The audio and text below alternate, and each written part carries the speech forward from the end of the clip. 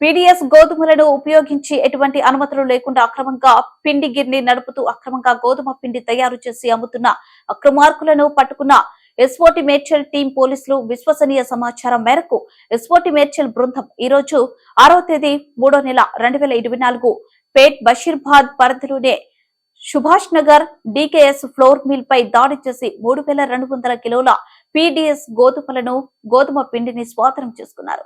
వారు చట్ట విరుద్ధంగా మధ్యప్రదేశ్ చెందిన సివిల్ సప్లై గోధుమలను అక్రమంగా రవాణా చేసుకుని గోధుమ పిండిని తయారు చేసి కృష్ణ మరియు మందిర్ అనే బ్రాండ్లపై విక్రయిస్తూ అక్రమ వ్యాపారం చేస్తున్నారు. ఈ కేసును పేట్ బషీర్బాద్ పోలీసులు దర్యాప్తు చేస్తున్నారు.